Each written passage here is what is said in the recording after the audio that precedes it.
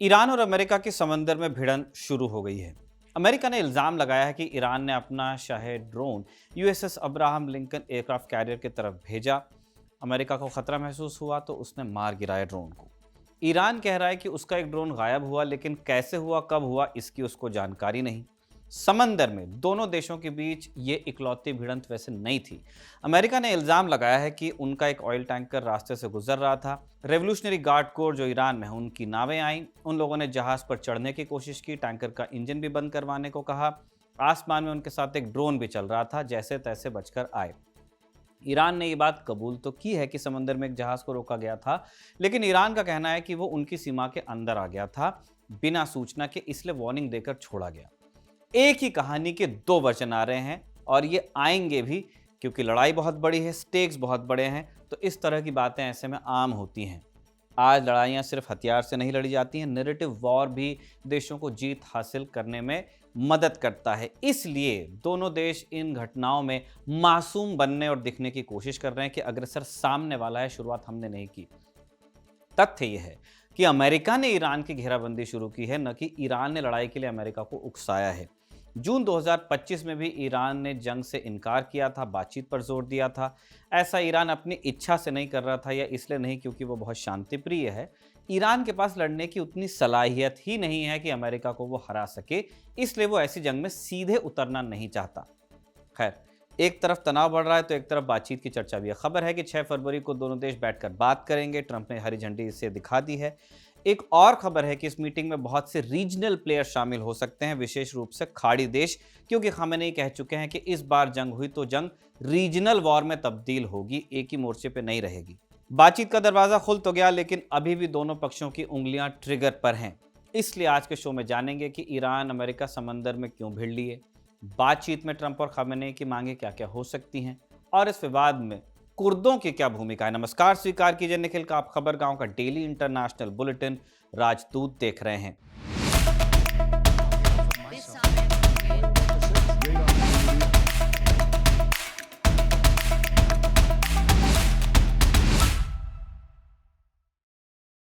America और Iran के बीच तनाव एक बार फिर खतरनाक मोड़ पर पहुंचता दिख रहा है। प्रदर्शन हुए, प्रदर्शन में लोग मारे गए, सरकारी इमारतें जलाई गई, खूब दंगे हुए। वेस्ट ने डेमोक्रेटिक प्रदर्शन कहा, ईरान ने दंगा करार दिया। इसराइल और अमेरिका ने कहा कि लोग सत्ता परिवर्तन चाहते हैं। फिर ट्रंप की एंट्री होती है, कहने लगे कि प्रदर्शनकारियों को मारा तो हम ईरान पर हमला करेंगे। सबको लगा था कि ये आदमी ईरान के आम लोगों की फिक्र कर रहा है। फिर धीरे से कहा गया कि ईरान अगर परमाणु बम बनाना बंद कर दे तो हम हमला नहीं करेंगे। अब अमेरिका क्या चाहता है और वास्तव में करेगा क्या, ये मालूम करने का कोई तरीका नहीं है। 12 डे वॉर के दौरान ट्रंप ईरान से बातचीत ही कर रहे थे, फिर भी ईरान पर हमला किया, ईरान के टॉप कमांडर्स और वैज्ञानिकों की हत्या करवाई। इसलिए आज 4 फरवरी 2026 को जब ईरान और अमेरिका में एक बार फिर बातचीत की गुंजाइश बन रही है, तब भी ईरान के मन में एक शक तो है ही। इसलिए बातचीत के माहौल के बीच भी ईरान ने अपने मिसाइल्स और ड्रोन्स का डिप्लॉयमेंट हटाया नहीं है। सिक्योरिटी एक्सपर्ट्स कह रहे हैं कि ईरान अब डिफेंसिव से ऑफेंसिव मोड में है, यानी अगर उसे खतरा हुआ और वो इस बात को लेकर श्योर हुआ कि अमेरिकी बेड़ा अब बहुत करीब आ गया है उसके, तो वो हमला कर देगा। ऐसी स्थिति में ईरान पहले स्ट्राइक करने के बारे में भी सोचेगा, और जैसा हम राजदूत के एपिसोड्स में बता रहे हैं कि स्ट्राइक इस बार सिर्फ अमेरिकी बेड़ों पर नहीं होगी, बल्कि एक पूरे खित्ते की जंग बन सकती है, पूरे इलाके की जंग बनेगी, रीजनल वॉर। और ये बात हमने नहीं, ईरान के सुप्रीम लीडर अयातुल्ला खामेनेई ने भी कही है। आशंका है कि अगर ईरान पर हमला होता है तो वो पूरे मिडल ईस्ट में मौजूद अमेरिकी इंटरेस्ट को निशाना बनाएगा, और इंटरेस्ट से मुराद सिर्फ सैनिक अड्डे नहीं हैं। खाड़ी देशों के चमचमाते बड़े शहरों में अमेरिका की बनाई हुई बहुत इमारतें हैं, उनकी कंपनीज हैं। दुबई, शारजा जैसे शहर भी ईरान के हमलों की जद में आ सकते हैं, और यूएई से ईरान की बहुत खास जमती नहीं है, ये बात पब्लिक में है। हम पुराने एपिसोड्स में बता चुके हैं कि कैसे यूएई ने सीक्रेटली ईरान से हथियारों को लेकर डील की, अरबों डॉलर की डील, जिसका पता चला 2025 में। अच्छा, इसी रीजनल वॉर के डर से आप देखें तो अब बातचीत का स्वरूप भी बदलता जा रहा है। खाड़ी देशों के नेता कहने लगे हैं कि ईरान और अमेरिका अकेले न बैठे, हमें भी मीटिंग में आना है। इन्हें क्यों आना है हम बताएंगे, लेकिन पहले जानते हैं उस अपडेट के बारे में जिसने अमेरिका और ईरान के बीच जंग की आशंका को बढ़ा दिया, जहां से हमने बात शुरू की। मामला शुरू हुआ अरब सागर से, जहां अमेरिका ने दावा किया कि ईरान का एक ड्रोन सीधे उनके फ्लीट की तरफ आ रहा था, यूएसएस अब्राहम लिंकन का जो कैरियर स्ट्राइक ग्रुप है उसकी तरफ। अमेरिकी सेना कह रही है कि यह सब इंटरनेशनल वाटर में हुआ। उनका बेड़ा ईरान के दक्षिणी तट से 800 किलोमीटर दूर ऑपरेशंस कर रहा था। अमेरिका का यह भी कहना है कि ईरान का शाहिद 139 ड्रोन तेज रफ्तार से एयरक्राफ्ट कैरियर की तरफ बढ़ रहा था, इसलिए यूएसएस अब्राहम लिंकन पर तैनात अमेरिकी F-35C फाइटर जेट्स ने उससे हवा में मार गिराया। यूएस सेंट्रल कमांड ने बयान जारी करके कहा है कि यह कार्रवाई सेल्फ डिफेंस में यानी आत्मरक्षा में की गई है और इसका मकसद एयरक्राफ्ट कैरियर और उस पर मौजूद सैनिकों की सुरक्षा था।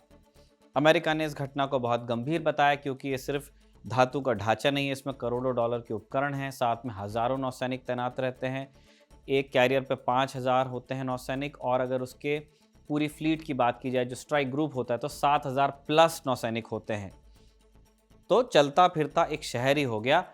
इस पर हमला हो जाएगा तो अरबों डॉलर का नुकसान तो होगा ही, सैकड़ों जानें भी खतरे में आएंगी। ईरान ने इस पर कोई आधिकारिक प्रतिक्रिया नहीं दी है, लेकिन ईरान की तस्नीम न्यूज़ एजेंसी ने कहा है कि उनका एक ड्रोन इंटरनेशनल वाटर्स के ऊपर उड़ान भर रहा था और उससे कॉन्टैक्ट टूटा है। ईरान ने यह नहीं माना है कि ड्रोन को यूएस ने गिराया, लेकिन उसने ये भी नहीं कहा कि ड्रोन के साथ हुआ क्या। इस ड्रोन वाली घटना के कुछ ही घंटों बाद फारस की खाड़ी जो पर्शियन गल्फ है उसके सबसे संवेदनशील इलाके स्ट्रेट ऑफ हॉर्मूज में एक और टकराव की स्थिति बनी। अमेरिका के मुताबिक ईरान की रेवोल्यूशनरी गार्ड कोर यानी IRGC की 2 बोट्स ने अमेरिकी झंडे वाले ऑयल टैंकर्स को डराने की कोशिश की। यूएस का दावा है कि IRGC की 2 नावों के साथ एक ईरानी ड्रोन भी आसमान में था। अमेरिकी नौसेना का यह भी कहना है कि IRGC वाली जो बोट्स थी उन्होंने टैंकर को रोकने और उसे बोट करने की कोशिश की। टैंकर के इंजन को बंद करने के ऑर्डर्स दिए, लेकिन टैंकर जैसे तैसे वहां से निकल लिया। इसके बाद अमेरिकी नौसेना का USS मैकफॉल उस टैंकर की रक्षा के लिए आगे आया और स्थिति को धीरे धीरे नियंत्रण में लिया। अब ईरान इसी घटना की अलग कहानी बता रहा है। वो कह रहा है कि जहाज ईरान के समुद्री इलाके में बिना अनुमति के घुसा था, इसलिए वार्न किया गया और वार्न करके जाने भी दिया। एक ही घटना के 2 वर्जन, अलग अलग कहानियां, और इन्हीं सब बातों के बीच डायलॉग की बात भी चल रही है कि टेबल पर दोनों देश बैठें और कोई हल निकालें। अमेरिकी अखबार वॉल स्ट्रीट जर्नल ने अपने सूत्रों के हवाले से लिखा था कि समंदर में ईरान और अमेरिका के बीच जिस तरह की भिड़ंत की खबर आ रही है उसकी वजह से ट्रंप बातचीत से हट भी सकते हैं, लेकिन ये सूत्रों के हवाले से आई खबर थी जो आज गलत साबित हुई। ट्रंप बातचीत के लिए मान गए हैं, अब ऐसी खबर आ रही है। 6 तारीख को यानी 6 फरवरी को ये बात हो सकती है। इसमें ट्रंप के दामाद जैरेड कुशनर और अमेरिका के स्पेशल एनवॉय स्टीव विटकॉफ शामिल होंगे।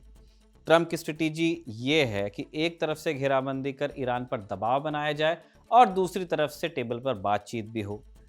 अब ये बातचीत हो कहाँ, इस सवाल पर भी बड़ी डिप्लोमेटिक वॉर चल रही है। तुर्की, ओमान और खाड़ी के कुछ दूसरे देश इस बातचीत की मेजबानी के लिए आपस में ही डिस्कशन कर रहे हैं। ईरान तुर्की में बातचीत करने से हिचक रहा है फॉर ऑब्वियस रीजंस, वो नेटो एलाई है।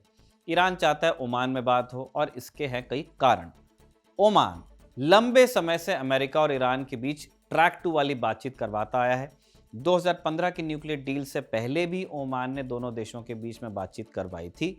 ईरान को भरोसा है कि ओमान उसकी बातचीत को संतुलित तरीके से रखने में हेल्प करेगा। तुर्की न जाने की एक और वजह है ईरान के पास कि ईरान और तुर्की के बीच सीरिया को लेकर डिफरेंसेस हैं। कुर्दिस्तान वाला मसला भी है, लेकिन इस पर हम आगे बात करेंगे। जो बातचीत होने वाली है उसमें ईरान चाहता है कि बातचीत का जो दायरा हो वो सीमित हो। सिर्फ न्यूक्लियर प्रोग्राम पर बात करना चाहता है ईरान, उसके आगे कोई चर्चा नहीं। ईरान चाहता है कि उस पर लगे प्रतिबंध भी हटें, वो फिर से दूसरे देशों से धंधा पानी कर पाए, और ईरान यही दावा कर रहा है कि उसका न्यूक्लियर प्रोग्राम पीसफुल है। ईरान कह रहा है कि अगर हम अपने न्यूक्लियर प्रोग्राम को ट्रांसपेरेंट कर देते हैं तो फिर हमको कंसेशंस भी मिलने चाहिए। वैसे डिमांड्स यूएस की ज़्यादा है। यूएस न्यूक्लियर प्रोग्राम पर तो बात करना चाहता है, साथ में चाहता है कि ईरान के बैलिस्टिक मिसाइल प्रोग्राम पर भी चर्चा हो और ईरान के प्रॉक्सीज पर भी डिस्कशन हो, जैसे हमास, हूती, इस्लामिक जिहाद, हिजबुल्लाह वगैरह। ईरान प्रॉक्सीज पर भी कॉम्प्रोमाइज़ करने को तैयार नहीं है। वैसे ये प्रॉक्सीज बहुत हद तक कमज़ोर हो चुके हैं। लेबनान से हिजबुल्लाह अब जंग का आगाज़ नहीं कर सकता, जबकि ईरान पर इतनी बड़ी मुश्किल आई हुई है। हिजबुल्लाह मॉरल समर्थन देने की ही कंडीशन में है आज की डेट में कि अब आई मेहंदी की आर्मी। जी, हिजबुल्लाह ने ईरान की सेना को मेहंदी की फ़ौज से कंपेयर किया है। इस्लामिक मान्यता के मुताबिक मेहंदी एक ऐसे व्यक्ति हैं जो आने वाले समय में बुराई से लड़ेंगे। तो ये तो मॉरल सपोर्ट था। अमेरिका क्यों डिस्कस करना चाहता है मिसाइल प्रोग्राम ईरान का, उस पर आते हैं। ईरान का जो बैलिस्टिक मिसाइल प्रोग्राम है वो अमेरिका के लिए बड़ी चिंता है। ये बात सब जानते हैं कि ईरान की मिसाइल्स यूएस तक पहुंचने की क्षमता नहीं रखती हैं। उन्होंने ऐसी कोई मिसाइल अभी तक बनाई नहीं है। जानकार कहते हैं कि वो ऐसी मिसाइल जानबूझकर नहीं बना रहे हैं ताकि अमेरिका इससे नाराज न हो जाए। हाँ, ईरानी मिसाइल्स जो मिडल ईस्ट में यूएस बेसेस हैं वहां तक जरूर पहुंच सकती हैं, इसराइल तक पहुंच सकती हैं और बड़ा नुकसान भी कर सकती हैं। हमने जून 2025 में मंजर देखा कि ये जो ईरानियन मिसाइल प्रोग्राम है बैलिस्टिक मिसाइल्स का, वो इसराइल के लिए किस तरह एक खतरा है। ब्रीच कर चुके हैं आयरन डोम को वो एक से ज्यादा बार। इसलिए वो बातचीत में दो बातें ईरान से मनवाना चाहते हैं। पहला, कि वो बैलिस्टिक मिसाइल प्रोग्राम पूरी तरह खत्म कर दे। याद कीजिए, ट्रंप भी जब ईरान के साथ न्यूक्लियर डील से अलग हुए थे तब भी उनका एक तर्क यही था कि ईरान का मिसाइल प्रोग्राम भी दुनिया के लिए खतरा है।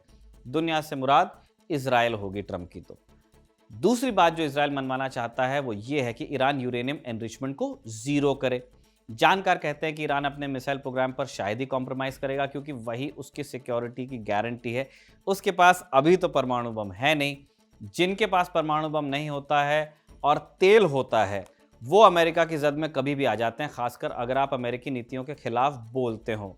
वेनेजुएला में जो हुआ सबने देखा है। अपना इंश्योरेंस अपने पास होना बहुत जरूरी है। ये न्यूक्लियर बॉम्ब नहीं होना यूक्रेन को भी अखर रहा है। तो बॉम्ब भी चाहिए, मिसाइल भी चाहिए, उसके बिना सोवरेनिटी की गारंटी आज की दुनिया में नहीं है। बॉम्ब ईरान के पास में नहीं है, मिसाइल्स हैं। कब आई?